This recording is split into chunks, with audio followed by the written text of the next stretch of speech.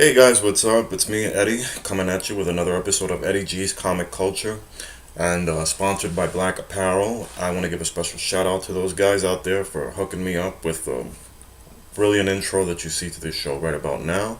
Appreciate so far all the love and support that I've been getting from them and my friends as well.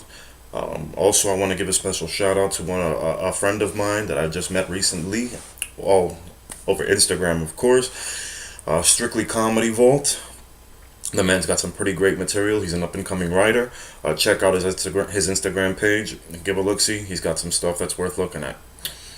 All right, and on today's episode, I wanted to touch up on Star Trek. The reason being is, of course, the new series will be starting next month on the CBS All Access on Demand, and but in particularly so one series I wanted to discuss was the was Deep Space Nine. It's coming up on its 25th anniversary, and to me, it's one of my favorite. It's not. I think it's. I hold it as the upper echelon of Star Trek. Of course, the original series is just a legacy that can never be touched. I love Captain Kirk and the original crew, but this comes at a very close second for me because I remember when it first was released in 1993. It was a major deal, of course, because the captain being Avery Brooks. He was the first African American captain on the show, and it was a big deal. You might remember him from Spencer for Hire. That was a TV show from way back in the 80s. Uh, Him and I think Robert Baer was the man's name, if I'm not mistaken. But either way, that's neither here nor there. It was a fantastic series.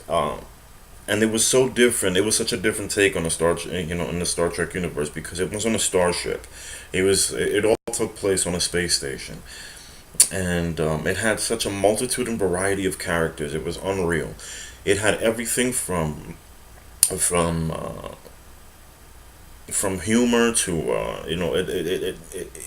it had topics. It had episodes touching up on topics that was basically that still stand the test of time. Actually, a lot of it is pretty relevant to this day with the material that it has.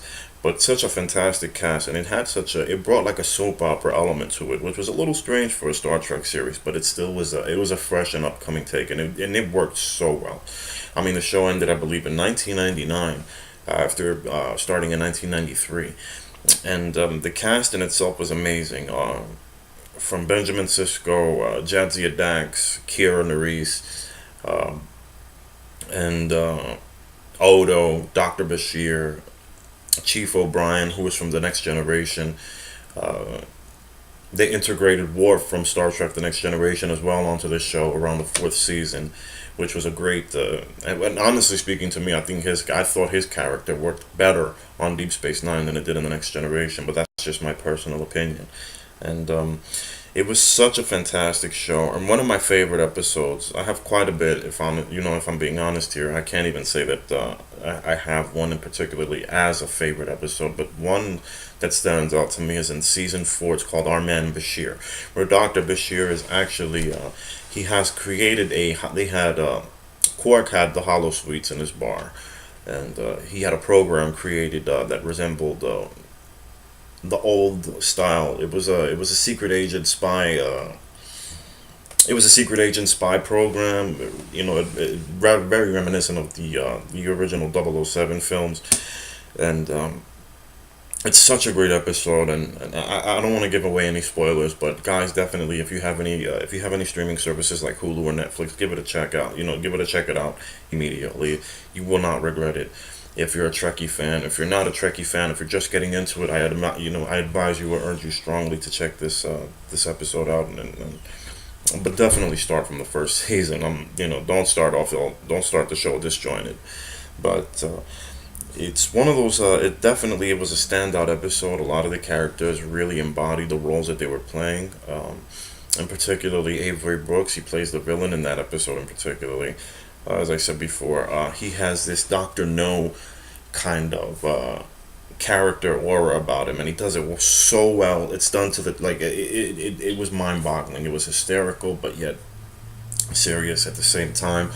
Um, it was just an array of characters, and they were really great. A lot of the topics in the show regarding the alien battles, starting with the Cardassians and the Bajorans. They tend to touch up on that a lot, but it does break away from that after a while. So don't fret if you're watching the show and you see that it's just, if you're feeling like it's being a little bit redundant, trust me, it gets better along the way. One of the and I remember watching one of the characters, one who stood out to me the most that I found, actually, she was my first TV crush, I would say, on a Star Trek show to begin with, was Terry Farrell's Jadzia Dax. She was amazing. She was just a beautiful, she was gorgeous on that show. She just had a natural beauty about her, and Kira Nerys was beautiful as well, but nothing like Jadzia Dax was, and she was such a well written character, and it sucked that it sucked that she wasn't on the show, you know, throughout. I'm not gonna get into details as to how I'm not gonna get into details as to how it happens, but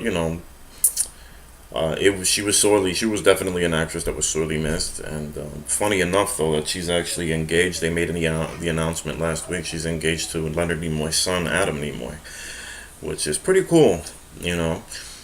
But it was such a great show. And one other famous episode is Past Tense. A lot of time travel. I love the time travel sequence. I love the time. The period pieces of Star Trek to me were always the most interesting, because it always had that. It definitely touched up and on, I guess, early 20th century, and you know even early 21st century as well, and it still touched up on a lot of the issues. It's a lot of deep messages in these series and these shows that you have to catch, because as I said before, a lot of the topics stand the test of time and they're pretty relevant today. But it's just and it's funny to me because at the end of the day, like, I always, like, my older brother, he was such a huge Trekkie. He loved The Next Generation. I can't tell you how many times he's seen that whole series. But we used to have arguments over who was the better crew, which was Jean-Luc Picard or the original series. And to me, Jean-Luc Picard, that crew was always cool. It wasn't. I've been a minority when I'm going to be in the minority when I say this. I preferred more the Next Generation series of films than I did the show itself. You know, but Shatner was always going to be the man to me, no matter what. Regardless of whatever the controversies regarding his work ethic on the set and his relationships. No one can ever replace that crew. Um, but an honorable follow up would be, I'd have to say, is Deep Space Nine. And even though a lot of people will definitely argue that The Next Generation was far superior, I felt opposite of that.